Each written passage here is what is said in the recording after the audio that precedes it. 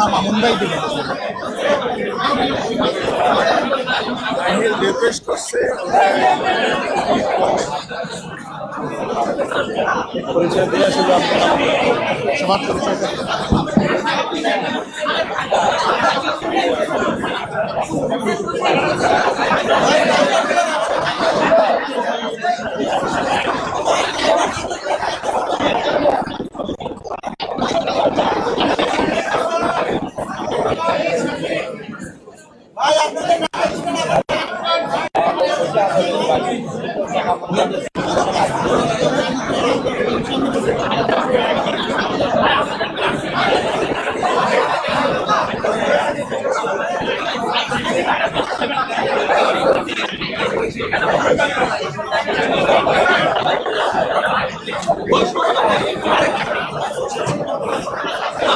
ভাই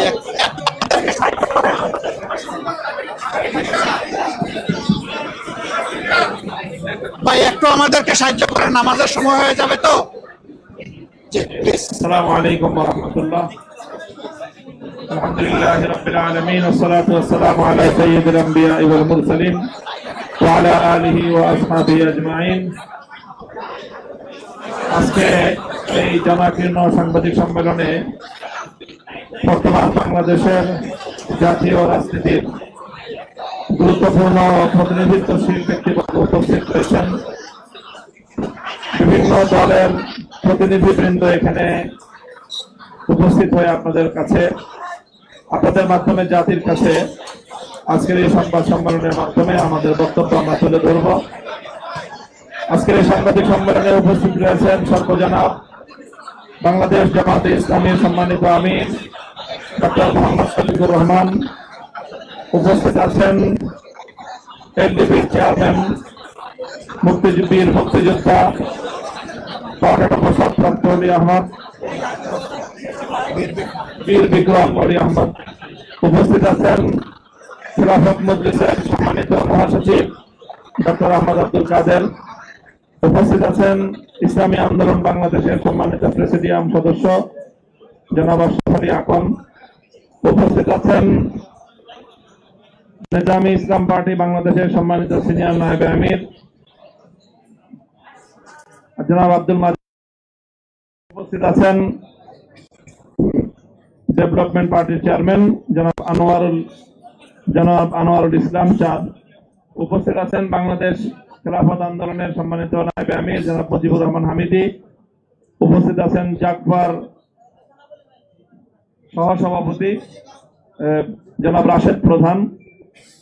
উপস্থিত আছেন বাংলাদেশ জামাতে ইসলামীর সহকারী সেক্রেটারি জেনারেল জনাব হামিদুর রহমান আজাদ এবং আমি বাংলাদেশ খেলাফত মজলিসের আমির।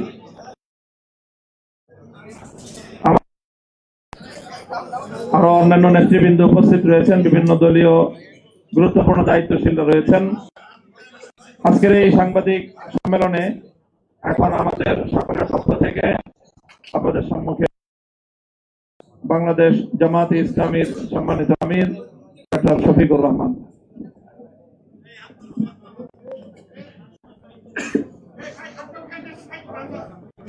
আসসালামু আলাইকুম ওয়া রাহমাতুল্লাহ।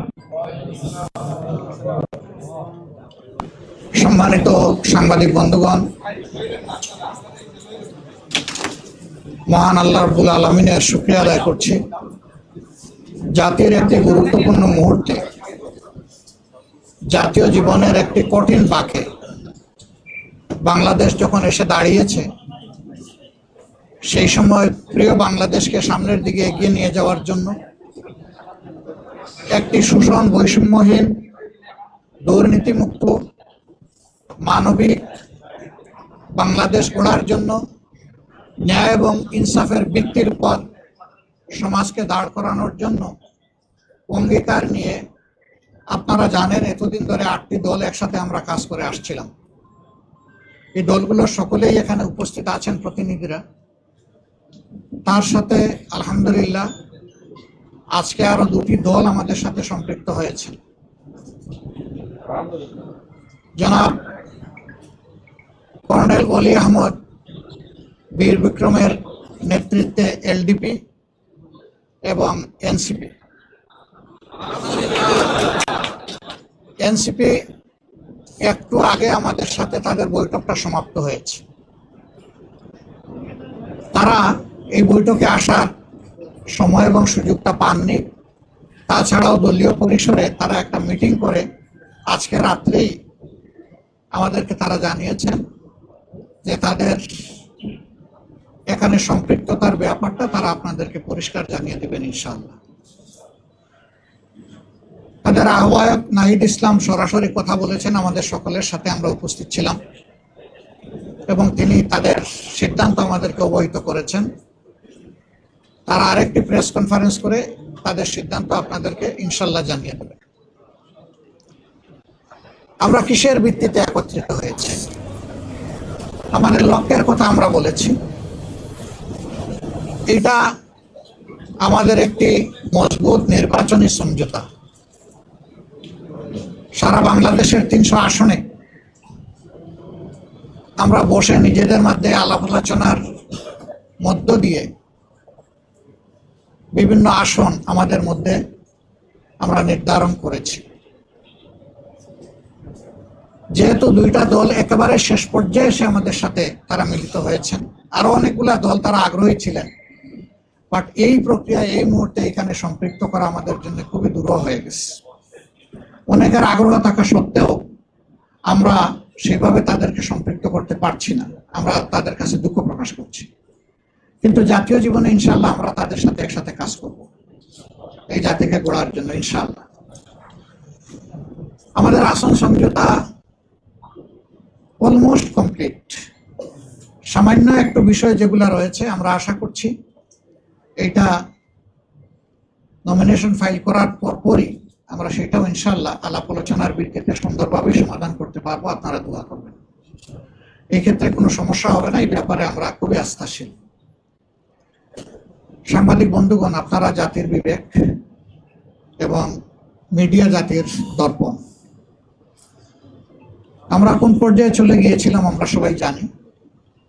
আল্লাহ তাআলার বিশেষ মেহেরবানি 24-এর গণবিপ্লবের মধ্য দিয়ে, গণ আন্দোলন, গণ অভ্যুত্থান যেভাবে বলুন, তার মধ্য দিয়ে কার্যত এই জাতি স্বস্তির নিঃশ্বাস ফেলেছে এবং নতুন করে একটা আজাদির আশা অন্তরে পোষণ করছে। এই বিপ্লব পরিপূর্ণতা পেয়েছে 24-এ এসে, কিন্তু ত্যাগ এবং কুরবানি শুরু হয়েছে 2009 সাল থেকে। তৎকালীন বিডিআরের সদর দপ্তর পিলখানায় যে মর্মান্তিক হত্যাকাণ্ড সংঘটিত হয়েছিল, যেখানে বাংলাদেশের কমিটেড 57 জন অফিসার তাদের জীবন দিয়েছিলেন। এরপরে একের পর এক বিভিন্ন দল, আলেমা, সিভিল সোসাইটি, সাংবাদিক সমাজ, এক কথা কেউ বাকি নাই, সকলের উপরেই নির্যাতন নিপীড়ন গিয়েছে। এখন জাতি দীর্ঘস্থায়ী মুক্তির দিকে আগাতে চায়, শান্তির দিকে আগাতে চায়, একটা সুশৃঙ্খল জাতি হিসাবে আত্মপ্রকাশ করতে চায়। এবং আমাদের যুব সমাজের যে প্রত্যাশা, যেটার জন্য মুক্তিতে তারা লড়াই করেছিল, জীবন দিয়েছিল, তাদের প্রত্যাশা পূরণ এখন আমাদের দায়িত্ব। আমরা আজকে মহান রবের দরবারে সেই সমস্ত আল্লাহর বান্দাদের জন্য দোয়া করছি যারা জুলুমের হাত থেকে দেশকে বের করে আনার জন্য লড়াই করে জীবন দিয়ে দুনিয়া থেকে বিদায় নিয়েছেন। আল্লাহ তাদেরকে ক্ষমা করুন, তাদের উপর রহম করুন, আল্লাহ তাদেরকে শহীদ হিসাবে করুন। আর যারা লড়াই করতে গিয়ে আহত বন্ধুত্ব বরণ করেছেন, তাদের প্রতি আমাদের গভীর শ্রদ্ধা এবং স্মরণ। আল্লাহ তাআলা তাদেরকে সুস্থতার নিয়ামত দান করুন। এত মানুষের লড়াই, সংগ্রাম, আত্মত্যাগ এর মধ্যে আজকে জাতি যে জায়গায় এসে উপনীত হয়েছে, ঠিক 1.5 মাসের চাইতেও কম সময় আমাদের হাতে রয়েছে জাতীয় নির্বাচন অনুষ্ঠানের। আমরা অঙ্গীকারবদ্ধ এই নির্বাচনকে সুষ্ঠু করতে, গ্রহণযোগ্য করতে আমাদের পক্ষ থেকে আমরা সর্বাত্মক সহযোগিতা করব এবং আমরা চাই নির্বাচনের যে তারিখ ঘোষণা হয়েছে তার কোনো হেরফের না হয়ে এই তারিখেই নির্বাচনটা অনুষ্ঠিত হবে। আপনাদেরও সহযোগিতা এই ব্যাপারে খুবই প্রয়োজন। আমরা আশা করছি সরকার একটা সুষ্ঠু নির্বাচনের জন্য তাদের যে করণীয়, নির্বাচন কমিশন এবং সরকার সেই দায়িত্ব তারা পালন করবে এখনো তাদের অনেক কাজ বাকি বাকি রয়ে গিয়েছে। এখনো সমতল মাঠ তৈরি হয়নি সকলের জন্য। সেই মাঠ তৈরির কাজটা হচ্ছে সরকার এবং নির্বাচন কমিশন।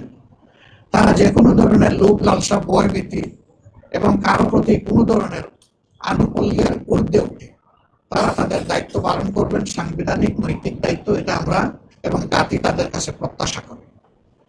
এর যে কোনো ধরনের ব্যতিক্রম এই জাতি মানবে না, কারণ এই ব্যতিক্রমটাই তো আমাদের জীবন থেকে অনেকগুলো বছর টেনে নিয়েছে। তিনটা নির্বাচনে এই যে এখানে যারা উপস্থিত, আমি বিশ্বাস করি অধিকাংশই আপনারা কোনো ভোটই দিতে পারেননি। আমরা তো জীবনে 2-4বার ভোট দেওয়ার সুযোগ পেয়েছি, আপনারা পাননি।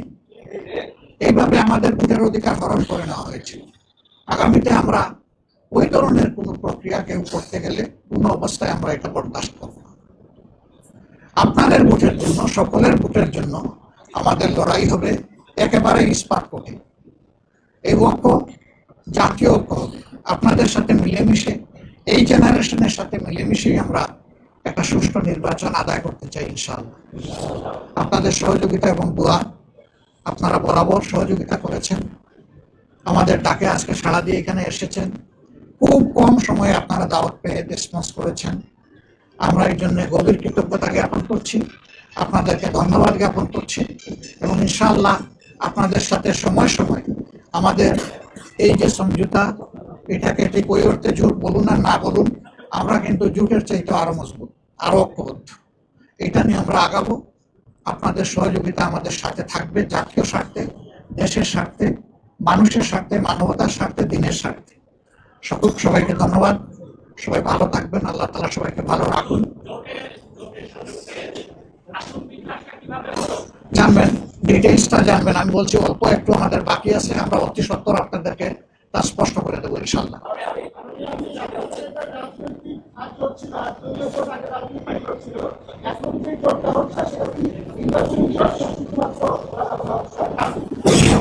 এটা দেশ গঠনের জোট, এটা নির্বাচনের জোট, এটা রাজনৈতিক জোট, এটা সকল ধরনের মানে ওই জোট বলেন আর সমঝোতা বলেন, যাই বলেন, এটা সবগুলা পারপাস কভার করার জন্য আমরা আশা করছি একসাথে আমরা করবো। দলীয় কর্মসূচি যার যার অনেকগুলো থাকবে, তারপরে ন্যাশনাল ইস্যুতে যেখানেই নির্বাচনের জন্য মানে নির্বাচনের জন্য নাকি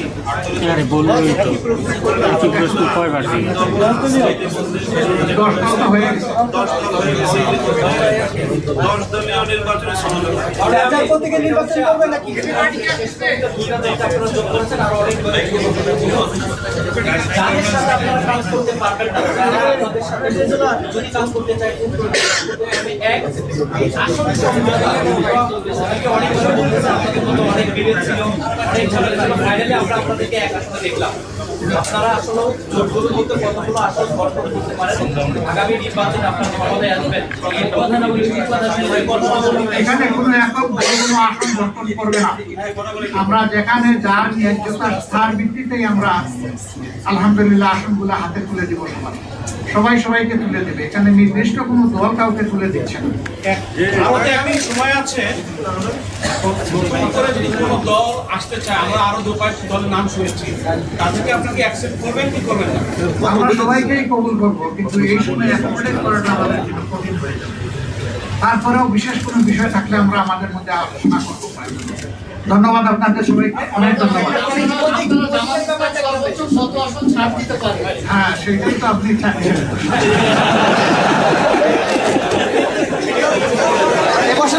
ভাই